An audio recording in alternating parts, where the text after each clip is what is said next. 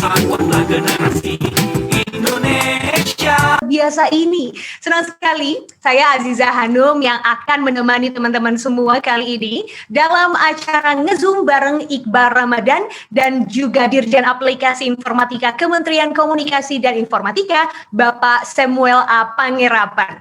Dan tentunya acara ini juga merupakan persembahan dari Kementerian Komunikasi dan Informatika Republik Indonesia, Center for Digital Society UGM atau CFDS UGM, Siberkreasi, dan juga Fakultas Ilmu Sosial dan Ilmu Politik UGM. Gimana nih teman-teman semuanya, apa kabar? Masih sore-sore kayak gini, matahari masih ada di luar ya, walaupun udah agak-agak mendung gini. Semoga sehat, semoga dalam kondisi yang prima dimanapun berada sambil nyemil, ikutin kelasnya nggak apa-apa banget. Tapi jangan sampai luput karena materi-materi yang akan diberikan di kelas kali ini akan sangat bermanfaat dan juga bisa teman-teman terapkan untuk kehidupan sehari-hari. Nah, tapi sebelumnya saya mau nanya dulu sih, siapa teman-teman di sini yang rajin banget ikutan acara-acara yang diadain sama Siberkreasi? Ayo, coba tunjuk tangan pakai tangan digital Zoom-nya, pengen lihat.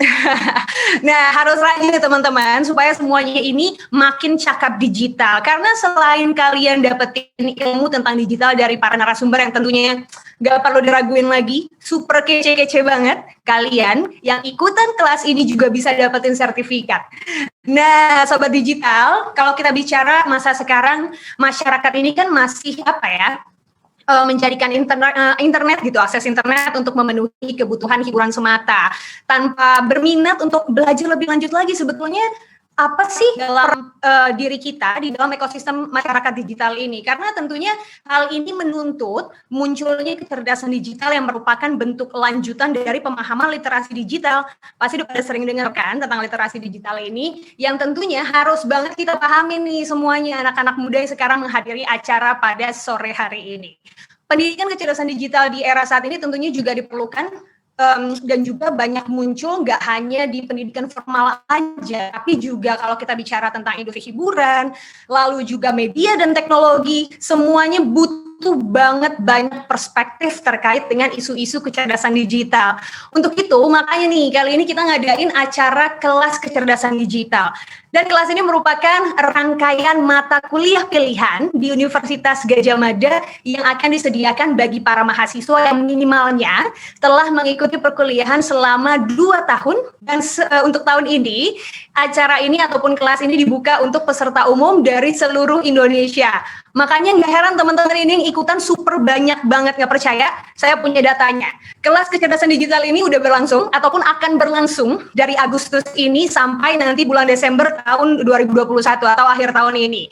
Ada 2 pilihan mata kuliah. Yang pertama adalah kelas kecerdasan digital dasar yang diikuti lebih dari 7.000 peserta. Lalu ada satu lagi namanya kelas kecerdasan digital lanjutan yang diikuti lebih dari 2.000 peserta. Jadi kalau di total nih keseluruhannya mencapai lebih dari 9.000 peserta. Luar biasa banget ya, atau antusiasnya luar biasa sekali.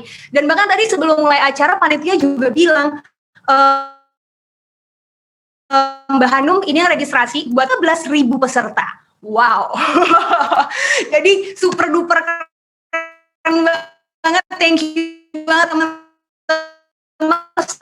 dan juga antusias mengikuti hari ini. Adapun bahasan kelas yang disajikan diantaranya adalah kecerdasan digital dasar bersama Progate, lalu ada juga Cyber Security for All bersama University of Groningen, ada juga Data Science for Social Goods bersama Aindo Indonesia, dan juga AI with a Cause bersama Huawei Indonesia. Dan tentunya kami sebagai penyelenggara juga ingin mengucapkan terima kasih banyak untuk para mitra penyelenggara yakni Huawei Indonesia, Progate, Aindo Indonesia, University of Groningen, Google, Bukalapak, Line, Japvelidi, Ikra, dan juga Facebook. Nah, teman-teman, selain kelas kuliah rutin, seri kuliah kecerdasan digital ini juga menghadirkan diskusi online dengan narasumber yang berkaitan dengan isu dan juga tema seputar kecerdasan digital. Tanpa lama-lama lagi, langsung aja kita masuk ke sesi pada sore hari ini, yakni peluncuran mata kuliah kecerdasan digital. Untuk itu saya akan langsung mengundang narasumber saya yang luar biasa. Yang pertama ini adalah Dirjen Aplikasi Informatika, atau biasa disebutnya, kita nyebutnya apa ya teman-teman media, Dirjen Aptika, Kementerian Komunikasi dan Informatika Penerapan dan tentu saja merupakan pakar di bidang literasi digital. Selamat sore Hanum. Apa kabar Pak Semi? Baik, alhamdulillah sehat. Alhamdulillah. Semangat ya Pak Semi untuk isi kelas hari ini ya. Terima kasih sudah diundang, ini suatu kehormatan. Mantap, oke. Selain Pak Semi yang udah hadir sore hari ini, juga ada narasumber yang udah ditunggu-tunggu, karena ini sepertinya acaranya narasumber kita yang satu ini, judulnya aja ngezoom bareng Iqbal Ramadan. Ini dia, public figure yang juga punya latar belakang pendidikan yang luar biasa sekali, Iqbal Ramadan. Halo Bal. Halo, selamat sore Hano, Pak Semi dan semua teman-teman sudah hadir. Hai, selamat sore. Oke Iqbal, sehat-sehat Bal, lagi ngapain aja kegiatannya sekarang? Ya, alhamdulillah lagi menikmati privilege bisa bertahan di dalam rumah selama PPKM ini. Semoga di rumahnya. Luar biasa, positif sekali ya Iqbal ya. Oh, harus dong. Harus ya. Positif mindset, bukan positif COVID teman-teman, jauh-jauh itu ya. Negatif COVID, positif mindset. Benar banget, negatif COVID, positif mindset. Wow, good quote. Oke, kalau begitu teman-teman, Iqbal dan juga Pak Semi langsung aja kita akan masuk ke materi kita pada sore hari ini. Karena Pak dosen kita nih, Pak Semi akan memberikan pemaparan. Berarti yang pertama saya mau langsung ke Pak Semi dulu deh. Pak Semi, kalau kita ngobrolin tentang literasi digital, seberapa penting sih Pak kecerdasan digital ini untuk kita generasi muda sekarang, apalagi mungkin untuk teman-teman yang udah menjelang industri kerja gitu ya. Mungkin juga Pak Semi ada pemaparannya. Silakan Bapak. Terima kasih atas kesempatannya. Assalamualaikum warahmatullahi wabarakatuh. Selamat sore, salam sejahtera buat kita semua. Om Swastiastu, Namo Buddhaya, salam kebajikan. Pertama-tama saya ucapkan terima kasih atas undangan ini, hasil kolaborasi CDF dengan Kominfo dan juga para pendukung acara ini, Huawei Indonesia, Progate, Aino Indonesia, dan juga Universities of Groningen. Ini adalah suatu kolaborasi yang harus kita lanjutkan karena ini adalah kerja bareng untuk meningkatkan kualitas SDM digital kita di Indonesia. Kalau tadi pertanyaannya berapa urgensinya sih kita terkait penguasaan teknologi ataupun ilmu pengetahuan terkait dengan kecerdasan digital, ini adalah sangat urgent. Pada saat negara sudah memutuskan kita melakukan transformasi digital, kita harus siap. Kesiapan ini harus didukung dengan SDM-SDM yang mumpuni. Karena kita membutuhkan banyak sekali SDM untuk bertransformasi menuju era baru, era digital. Menuju Indonesia baru, Indonesia Digital Nation. Setahunnya kita perlu 600.000 digital talented. Digital talent ini perlu kita siapkan. Kalau kita tidak siapkan, nanti yang mengisi adalah orang-orang dari luar. Untuk itu adalah saya sangat mengapresiasi program-program kayak gini. Tadi apalagi disebutkan ada 15.000 lebih, ini bagus sekali. Dari kita sebagai bangsa, anak-anak muda, kita harus menyiapkan diri kita. Kita harus menguasai teknologi. Makanya kita melakukan transformasi. Kalau kita bicara urgensinya itu, kedua adalah visi Indonesia 2045 ini juga sudah memasukkan kecerdasan artificial itu menjadi suatu kebutuhan. Kalau kita lihat juga ada visi Indonesia menjadi Making Indonesia 4.0, itu berarti kita merubah yang namanya industri kita menuju industri 4.0, di mana membutuhkan penguasaan teknologi, yaitu namanya artificial intelligence, untuk menjalankan semua proses-proses yang ada di dalam manufaktur kita. Belum lagi kita juga sedang membenahi sistem pemerintahan kita menuju sistem pemerintahan berbasis elektronik, di mana di dalamnya itu kita mempunyai begitu banyak aplikasi dan juga begitu banyak data-data yang perlu dianalisa. Nah, dengan bantuan AI itu nanti akan memudahkan nanti yang namanya menganalisa data-data yang ada supaya bisa keputusan yang lebih cepat dan memberikan layanan pastinya kepada publik lebih cepat. Itu urgensinya now, kalau ditanyakan. Jadi bukan lagi kemarin, now. So the future is now. So penguasaan teknologi perlu kita lakukan. Nah, apa sih peran dari kecerdasan digital dalam sektor industri? Jadi kita lihat tadi saya di saat ini Indonesia membutuhkan per tahunnya 600.000 seperti yang saya sampaikan, itu di berbagai sektor. Kalau untuk yang kita bicara kecerdasan kecerdasan artificial ini sangat dibutuhkan di manufacture untuk menggerakkan yang namanya robotik. Jadi memang dengan adanya transformasi digital ada pekerjaan-pekerjaan akan hilang, tapi akan menciptakan begitu banyak pekerjaan-pekerjaan baru. Untuk itu kita perlu menyiapkan diri kita. Salah satunya ada kecerdasan artificial ini. Nanti akan karena yang namanya robot-robot pun itu perlu dikendalikan oleh manusia. Perlu dibuat program supaya nanti dia bisa menjalankan tugasnya seperti yang kita inginkan. Nah, selain dari itu juga perlu di kecerdasan digital artificial intelligence ini ada untuk membuat suatu program yang cognitive insight, yaitu mengekstraksi informasi. Jadi kan tadi saya bilang data-datanya akan banyak. Kalau kita menggunakan kekuatan otak kita saja itu perlu waktu lama. Tapi kalau kita bisa menggunakan teknologi, dia akan memberikan kecepatan untuk menganalisa datanya dan kita diberikan data-data yang sudah jadi sisa diambil keputusannya. Ini adalah aktivitas yang nantinya juga kalau kita bicara itu slide berikutnya tolong kalau kita bicara nantinya itu antara artificial intelligence ini bisa berinteraksi antara sesama mesin to mesin maupun mesin to human. Ini akan ke depannya. Namun yang perlu diperhatikan dalam pengembangan kecerdasan artificial ini adalah kita harus memperhatikan yang namanya etika. Sejauh mana ini harus dikembangkan. Setiap teknologi harus dikembangkan sesuai dengan kebutuhannya. Teknologi tidak bisa menggantikan manusia. Manusia adalah center dari perubahan itu. Teknologi membantu manusia. Jadi itu kita harus tegakkan yang namanya etika. Di pertemuan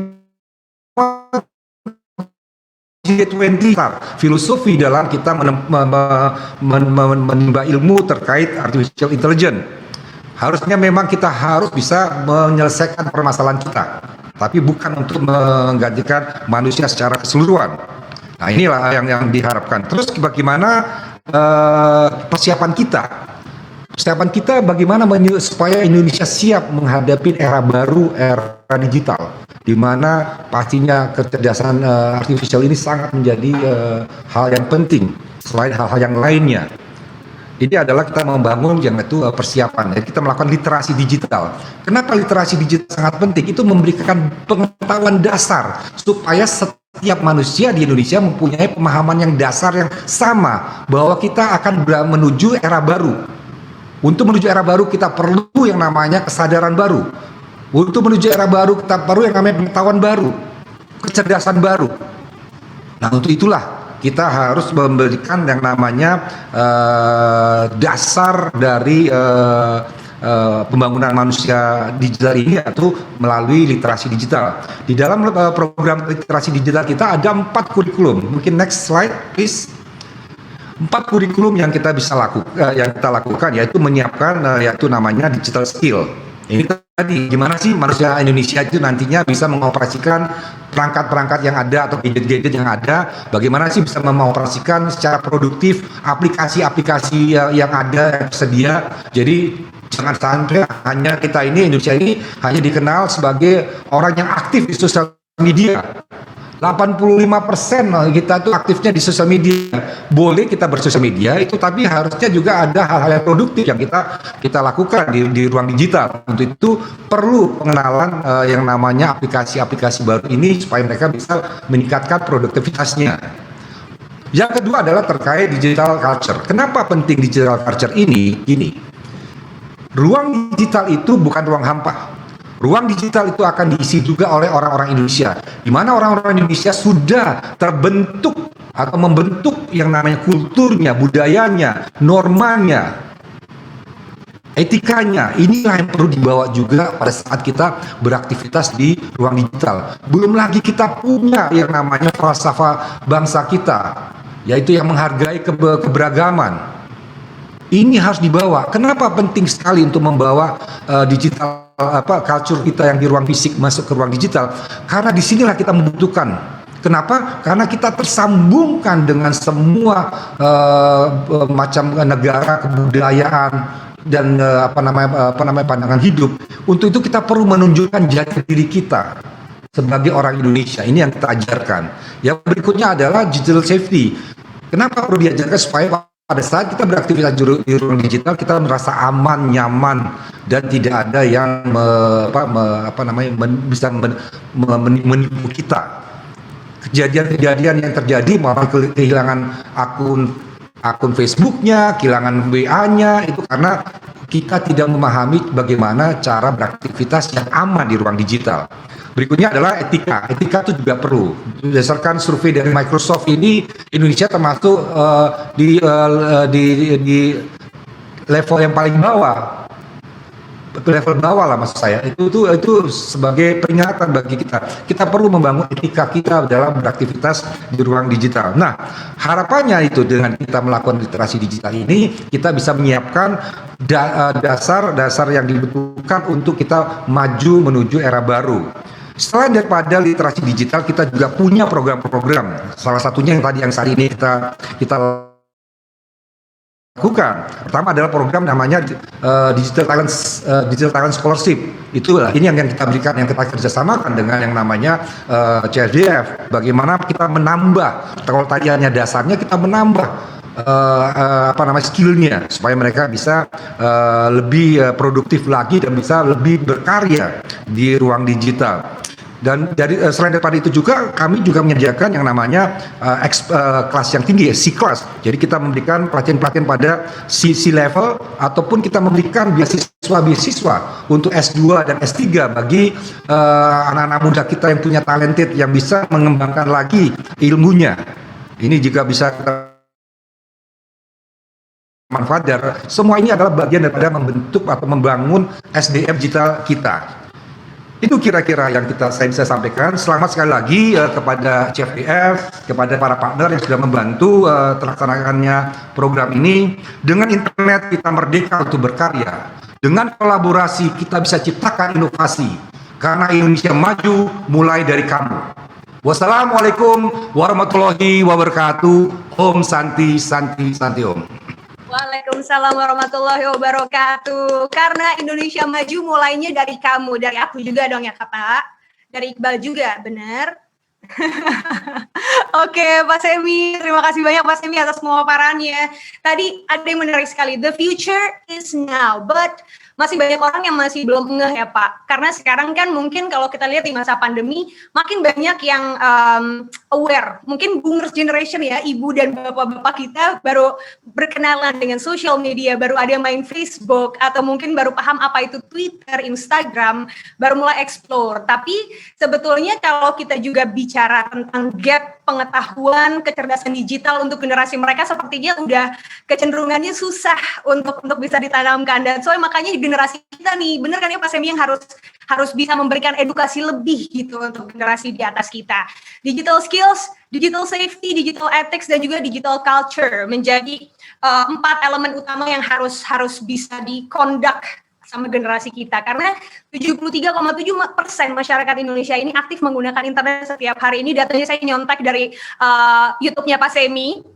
Jadi ini data real, and so please kita harus bisa lebih aware lagi. Nah, bicara tentang awareness, mungkin kita bisa lebih banyak ngobrol juga sama Iqbal nih. Bal, tadi kita udah sama-sama dengerin pemaparannya Pak Semi.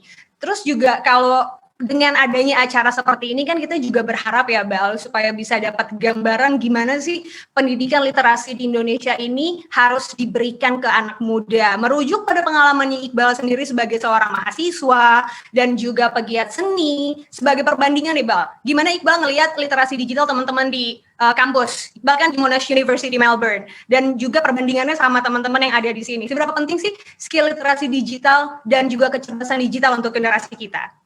Oke, sebelumnya terima kasih Hanum buat pertanyaannya. Pak Semi, saya izin menjawab di kesempatan yang kali ini, membagi-bagi pengalaman mungkin buat teman-teman yang hari ini lagi menonton. Terima kasih sebelumnya.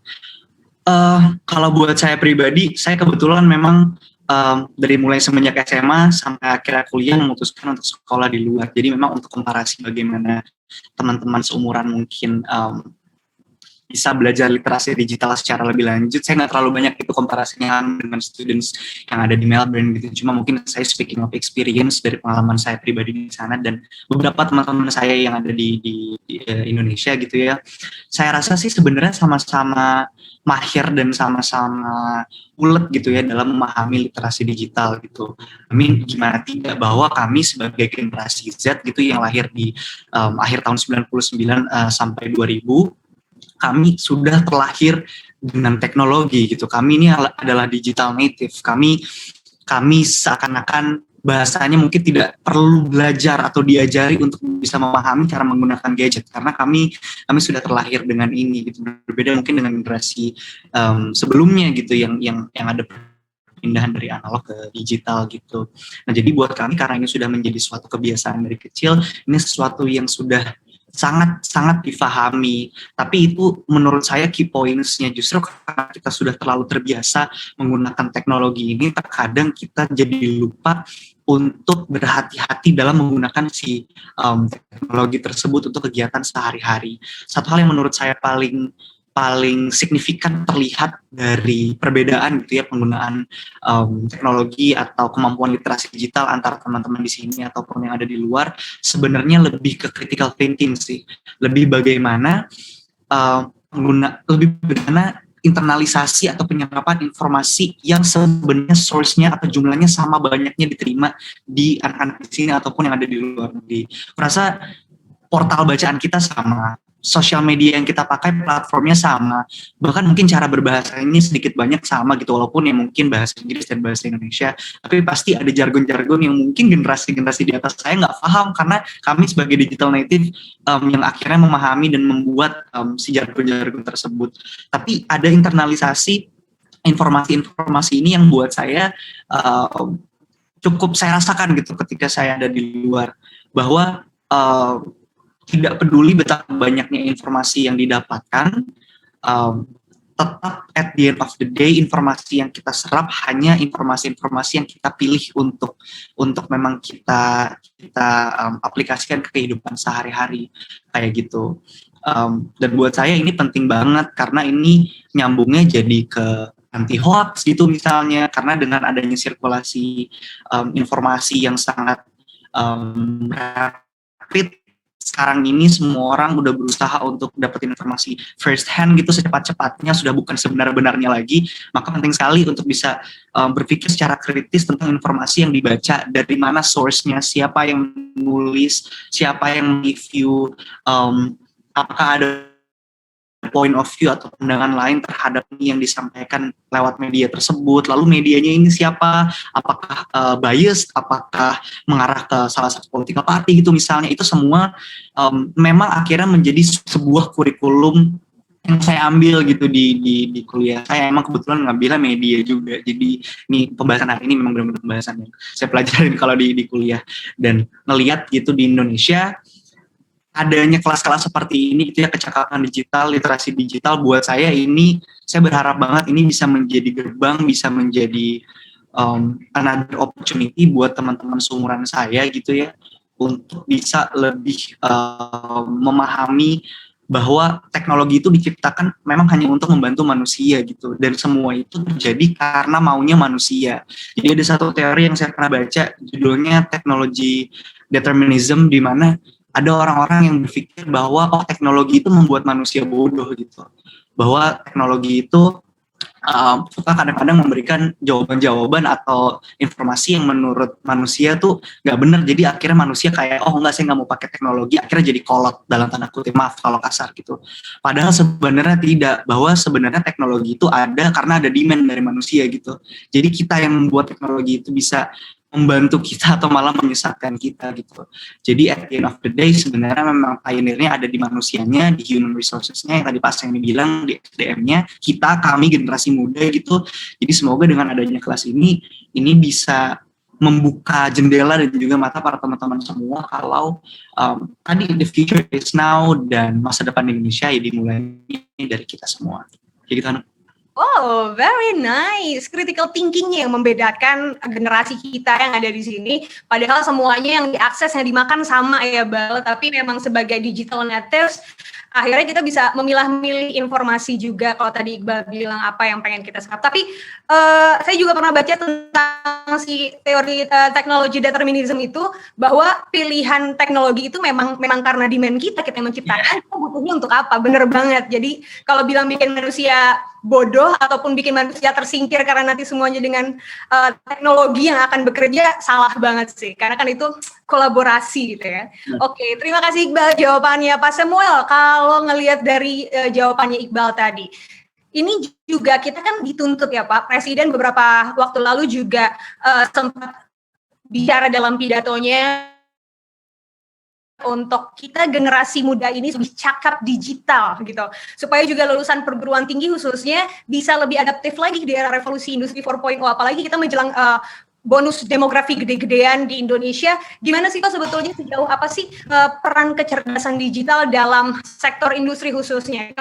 Kemampuan apa aja, skill-skill baik itu soft skill ataupun hard skill harus banget dikuasain sama teman-teman yang sekarang sedang menyaksikan acara ini. Silakan Pak Samuel. Kalau kita bicara kecerdasan artificial intelligence ini ya, atau kecerdasan digital ini adalah bagaimana sih kita menyelesaikan permasalahan yang ada. Itu kalau kita lihat, tadi kan sudah dikatakan bahwa teknologi itu bukan mereplace tapi mengenhance. Karena kita dibantu, nanti akhirnya lebih tinggi lagi, lebih luas lagi. Karena yang biasanya menjadi kerjaan rutin kita sudah ada yang nanganin. Untuk apa? Untuk manusia lebih maju. Nah, itu diharapkannya dengan adanya artificial intelligence, kerjaan yang tidak yang sudah rutin itu bisa dikerjakan oleh yang namanya artificial intelligence.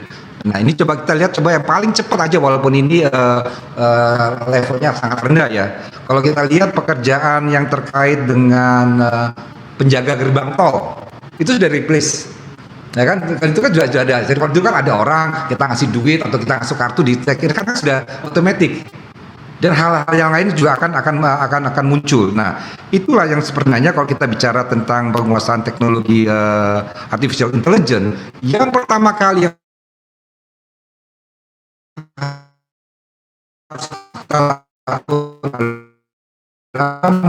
memahami proses kesalahannya, baru punya itu. Kalau kayak Einstein bilang, kalau kita ada dihadapkan dalam satu permasalahan, kita punya waktu 90%-nya untuk memahami permasalahannya.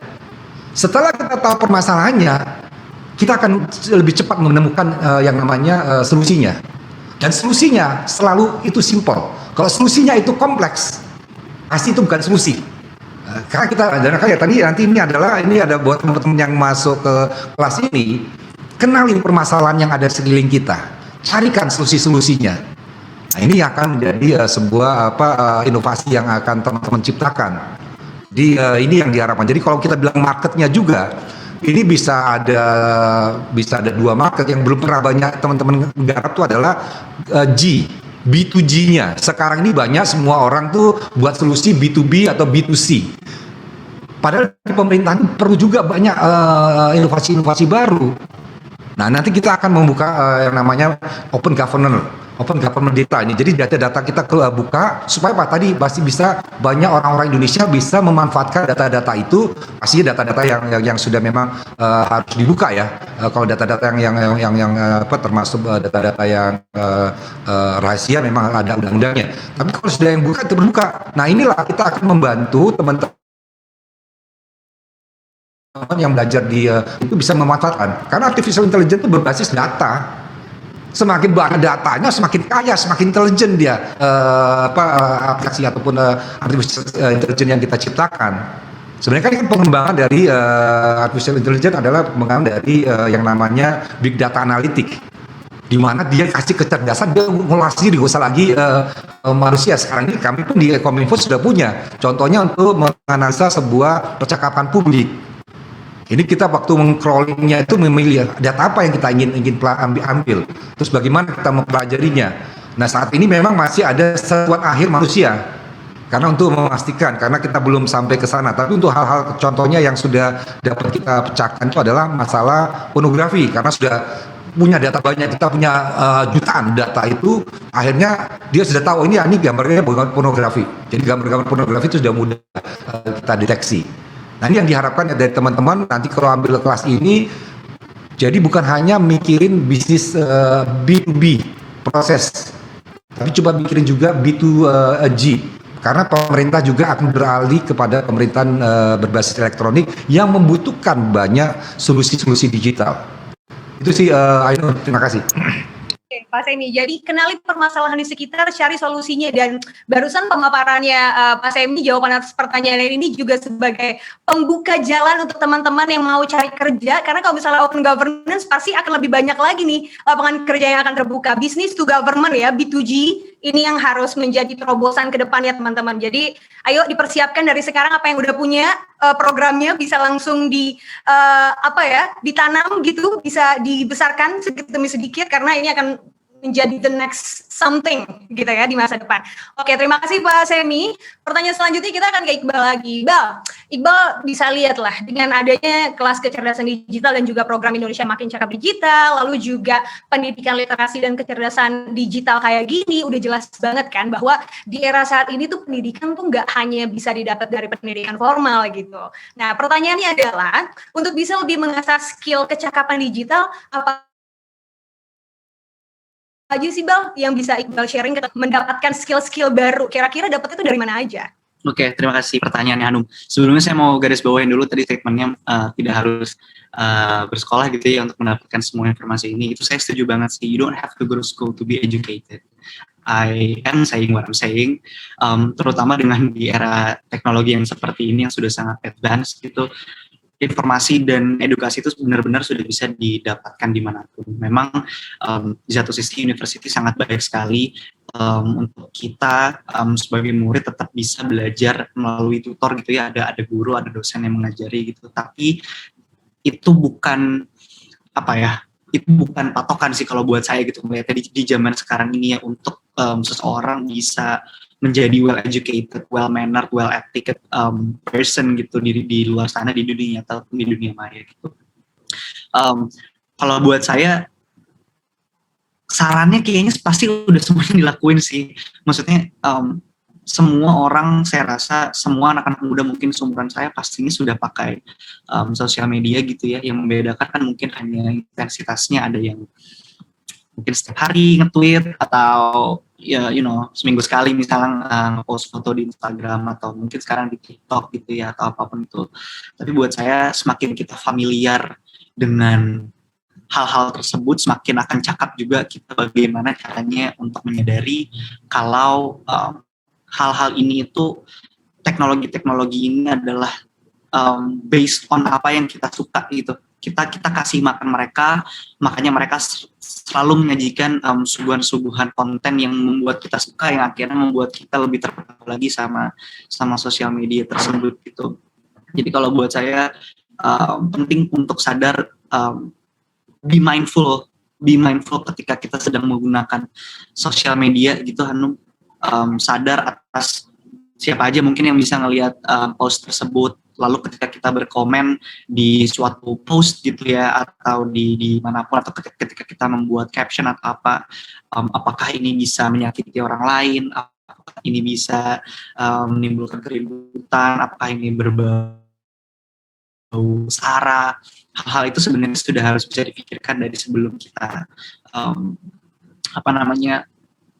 memutuskan untuk membuat itu go public itu untuk semuanya. Dan juga harus sadar sih kalau misalnya teknologi sosial media ini gitu ya, di satu sisi juga membuat kita, buat saya gitu berdasarkan pengalaman pribadi, membuat kita seakan-akan jatuh ke dalam zona nyaman gitu, jatuh ke dalam zona yang kita ngerasa kita sangat dimengerti sekali gitu oleh teknologi artificial intelligence ini, based on data. Tadi mengutip apa yang Pak Semi bilang, teknologi-teknologi ini mengumpulkan apapun yang kita suka, apapun yang kita baca, yang kita dengar, yang kita tonton, yang kita like, yang kita komen, kita save, kita share, itu semuanya kan direkam gitu. Jadi ketika kita main sosial media lagi, wah ini kok kayaknya seru banget ya, kayaknya nggak habis-habis gitu loh. Dan itu yang membuat saya sadar kalau kita selalu berada di comfort zone kita, dan buat saya ini menjadi tricky karena kita jadi punya kita bisa jadi punya referensi yang kurang luas karena kita hanya akan disuguhkan oleh konten-konten based sama apa yang beneran kita suka gitu. Bukan konten-konten yang sebenarnya kita mungkin punya ketertarikan tapi kita belum pernah explore, jadi kita nggak tahu kalau ternyata kita mungkin punya minat atau bakat di situ.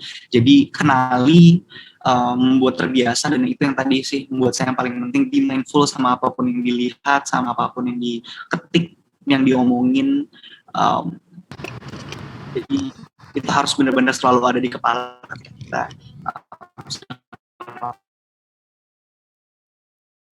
Bukan cakapan.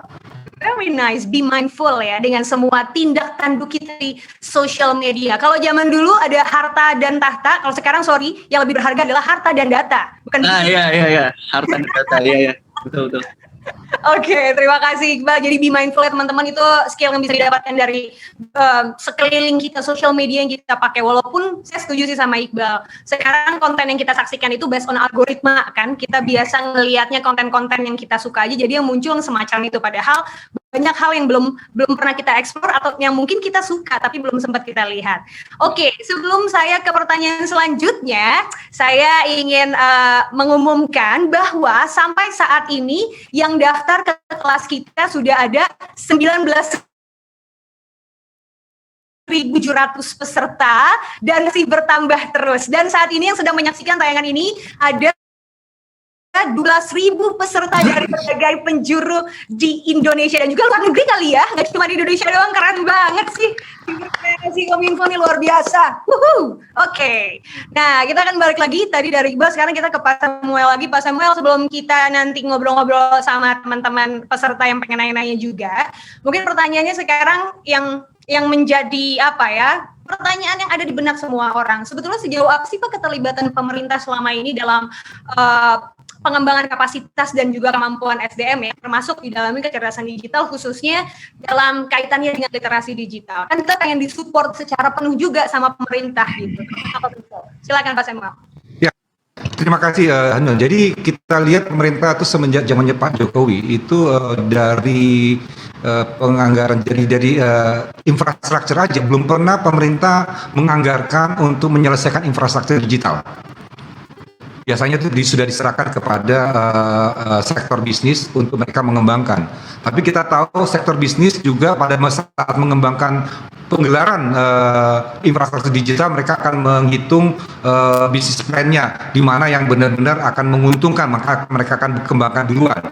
Tapi dalam proses transformasi digital kan prinsipnya nobody be left behind. Artinya apa? Semua punya kesempatan. Artinya apa? Di desa-desa pun harus dibangun yang namanya infrastruktur digital. Nah, Presiden Jokowi sudah menetapkan programnya untuk percepatan. Kami akan menyelesaikan 12.500 BTS di desa-desa, dan kemarin beberapa hari yang lalu itu sudah di groundbreaking untuk pembangunan stasiun buminya untuk kita meluncurkan satelit. Jadi kita Indonesia akan membeli 3 satelit. Yang pertama adalah Satria 1 yang akan diluncurkan di tahun 2023. Nah, ini untuk ground stationnya sedang dibangun karena membutuhkan banyak ground station supaya bisa melayani semua masyarakat di Indonesia, dan semua masyarakat di Indonesia punya kesempatan untuk mengaktualisasi atau meningkatkan kapasitasnya menggunakan teknologi digital. Itu satu ya kita lihat.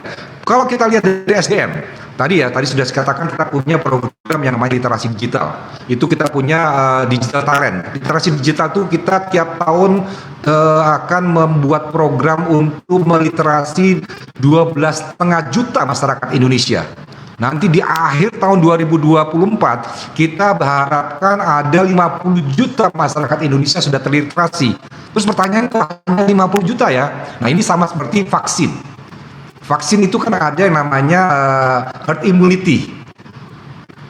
Masyarakat kita 270 juta. Dengan kita meliterasi 50 juta, setiap orang kalau dia bisa meliterasi orang sekelilingnya, paling tidak adiknya, temannya, bapak ibunya, itu sudah ada 4-5 orang.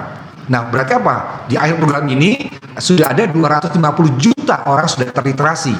Karena literasi itu tidak bisa dilakukan satu institusi. Di dalam melakukan ini pun kami bekerja sama dengan banyak institusi. Sudah ada 112 institusi yang terlibat.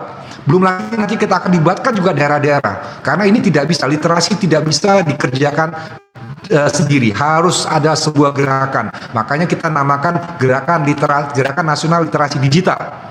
Ini kita bergerak semua. Setiap dari kita harus meliterasi orang sekeliling kita. Makanya cepat-cepat ikutlah program kami di literasi digital dan literasilah sekeliling kita supaya mereka juga tervaksin, kalau kita bilang tervaksin dari tadi dampak-dampak negatif, dari hoax, dari penipuan, dari konten-konten yang tidak produktif. Nah, ini kita bagaimana membuat jadi produktif. Yang ketiga adalah kita menyiapkan tadi ya apa namanya digital talent itu. Kita tahun ini ada 100.000 scholarship. Tahun depan akan ditingkatkan menjadi 200.000 gratis sebutnya untuk meningkatkan kapasitas kita, gratis.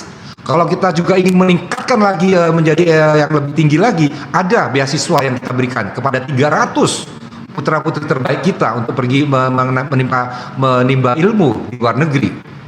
Dari India, China, Amerika, Eropa. Ini kita buka. Itulah peran pemerintah. Kenapa?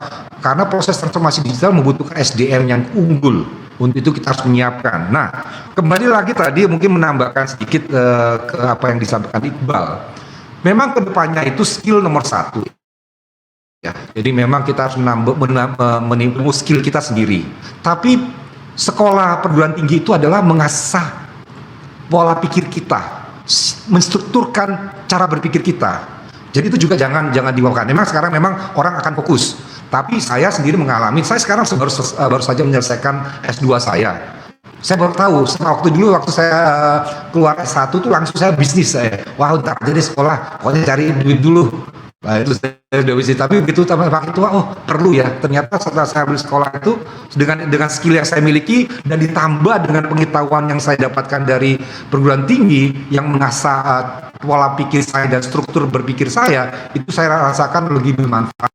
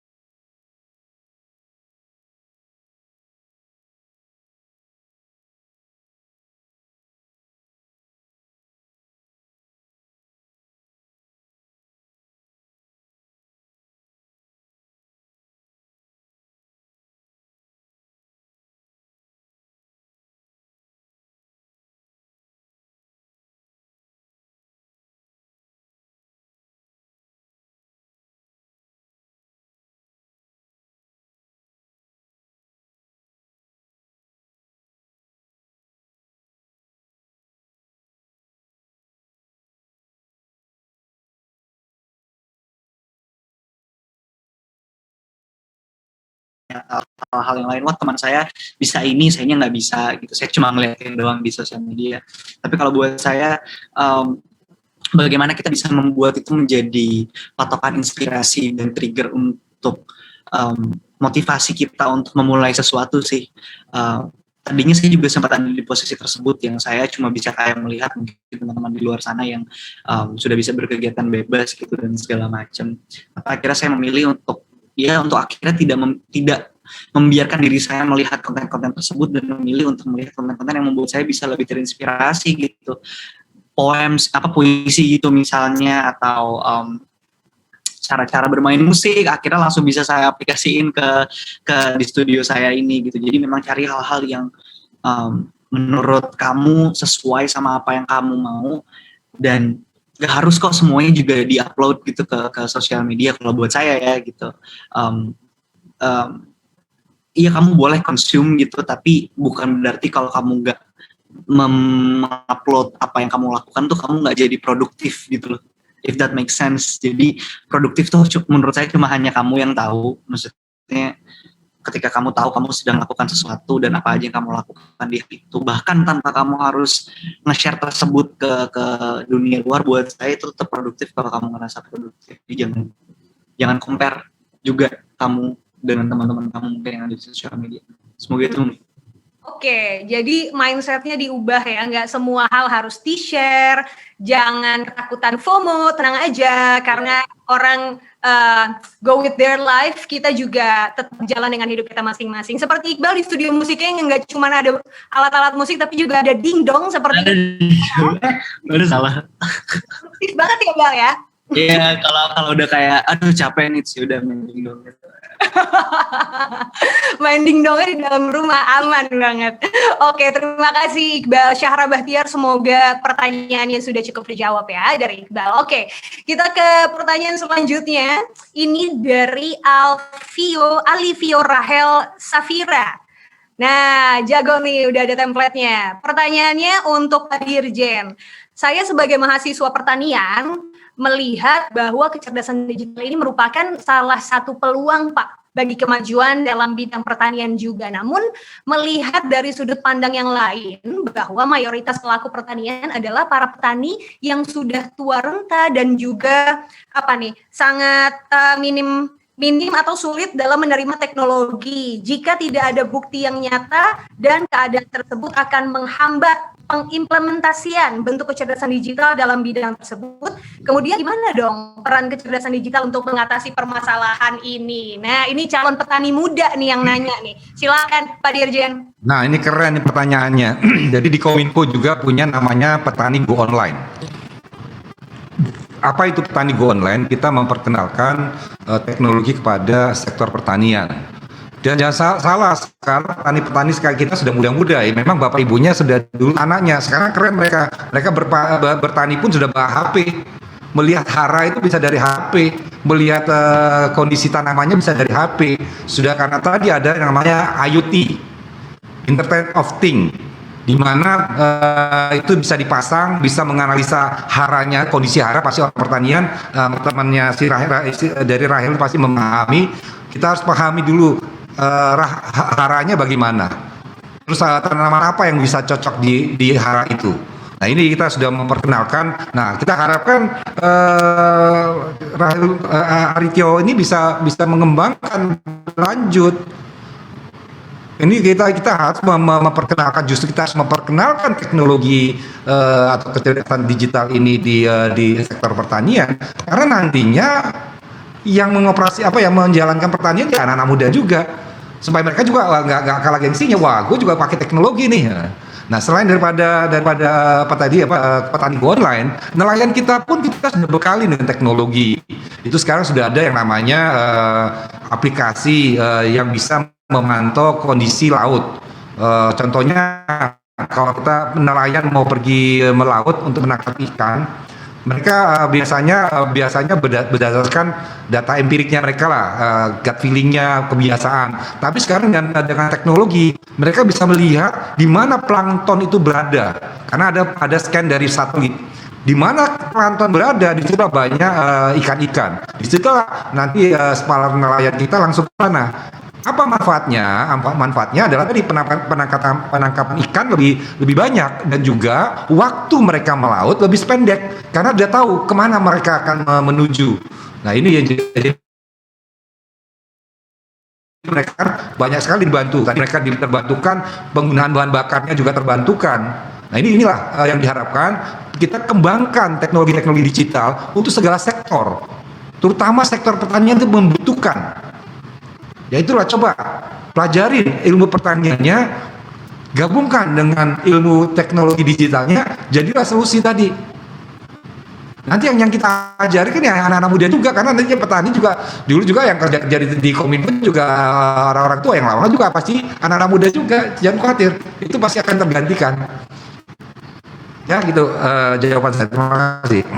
Terima kasih Pak Semi. Alivio Rahel, semoga sudah cukup terjawab ya jawabannya Pak Semi. Jadi ini saatnya kamu untuk bisa ngelit lah, karena you are the future untuk generasinya sekarang. Mungkin kalau tadi kita udah sempat bahas, udah nggak bisa terlalu banyak belajar lebih jauh. Nah ini saatnya Alivio Rahel dan teman-temannya untuk bisa men-take over, karena sekarang pun wow, pekerjaan menjadi petani itu adalah salah satu pekerjaan yang paling keren menurut saya Pak Semi dan juga Iqbal, karena nggak banyak tapi peminatnya udah mulai ada gitu. Petani milenial juga jadi salah satu targetnya Presiden Jokowi ya, dan beberapa daerah juga udah punya programnya sendiri, dan tadi Kominfo juga punya tuh. So teman-teman silakan langsung klik aja karena banyak banget kesempatannya ya. Oke, pertanyaan saya aja sendiri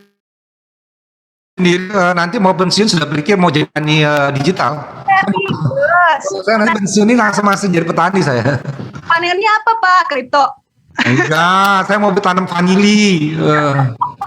Oke. Tapi dibantu dengan tadi teknologi IoT, jadi bisa memantau kapan memanennya, apa yang kurang dari situ. Jadi memang sudah terus bisa dimonitor dari screen saya kan gitu. Oh, very cool, keren banget Pak. Saya sekarang cuma nyobain yang peer-to-peer lending aja Pak, tapi nginvest di pertanian, karena menurut saya itu juga the next big thing. Apalagi budidaya porang kan juga sekarang lagi kencang banget ya, bisa mendatangkan devisa lebih untuk negara. Jadi teman-teman dipikirin yang mau jadi petani milenial, mungkin Iqbal juga mau Gal, selain jadi musisi dan mahasiswa. Nanti gue ngikutin lo dulu. Boleh. Oke, siap. Semoga sudah terjawab ya, Alivio Rahel Syafira. Pertanyaan selanjutnya ini buat Iqbal lagi. Bal, ini ada pertanyaan dari Iva Sari. Iqbal, gimana sih cara mengatur sistem belajar mandiri di tengah kesibukan dan juga sosmed yang dapat mengganggu, apalagi perkuliahan mungkin online gitu ya? Silakan Iqbal. Bisa dari siapa pertanyaannya? Sorry, namanya? Dari Iva Sari. Iva Sari, saya bisa relate banget sama keadaan belajar daring gitu ya. Mungkin saya berasumsi kalau kamu kuliah, jadi itu apa ya? Saya bisa merasakan struggle yang kamu rasakan.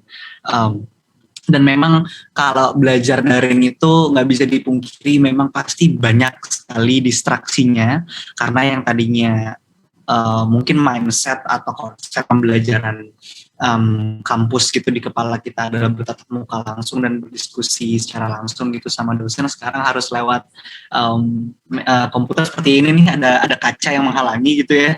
Jadi dengan satu scroll aja itu kita sudah bisa berpindah ke platform yang lain gitu. Jadi saya paham betul dengan distraksinya.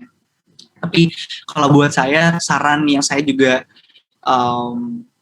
berusaha untuk impose di saya sendiri adalah, saya rasa semua memang punya waktunya sih. Jadi ketika memang ada waktunya untuk belajar secara daring atau lewat Zoom gitu sama dosen, saya rasa itu memang saatnya untuk mengalihkan semua fokus dan mindset kamu ke dalam situ. I know it's boring, trust me, I do know it, karena saya juga mengalami hal yang sama. Tapi hal yang akhirnya membuat saya bisa mencoba untuk melakukan hal-hal tersebut adalah ketika saya berusaha memposisikan diri saya jadi si dosennya gitu, atau si gurunya yang berada di on the other end of the line gitu, yang dimana saya rasa kalau saya jadi guru lalu ada 20-40 murid di dalam kelas tersebut, lalu layarnya semua hitam gitu, yang nggak ada yang mau nyalain kamera, dan ketika ditanya nggak ada yang mau menjawab gitu. Itu buat saya akan jadi suatu kesulitan untuk mengajar, karena yang mesti dipahami selain muridnya, kita gitu yang beradaptasi dengan kondisi daring seperti ini, guru, dosen, pembimbing juga sama-sama beradaptasi. Malah mungkin ya gitu, mereka mungkin lebih sulit karena kita udah biasa gitu hari-hari pakai laptop, pakai apa, tapi mungkin generasi-generasi yang mungkin di atas kita, mungkin mereka jauh lebih punya circumstances untuk sampai akhirnya bisa sampai fully memahami secara betul bagaimana cara mengoperasikan Zoom dan pembelajaran mengajar secara daring gitu. Dan ketika nanti ada waktunya untuk misalnya rehat, break time, untuk misalnya main sosial media, mainlah sepuas. Tapi sadar gitu kalau misalnya oke, gue lagi mau mager selama 15 menit. Oke, puas-puasin gitu, enhance magernya selama 15 menit. Tapi setelah itu ya harus melakukan sesuatu yang lain lagi. Syukur kalau di dalam waktu mager 15 menit itu ada sesuatu yang bermanfaat yang bisa kamu share atau bisa kamu save gitu, atau bisa sesuatu informasi yang bisa kamu aplikasikan langsung ke kehidupan nyata, itu jauh lebih baik lagi.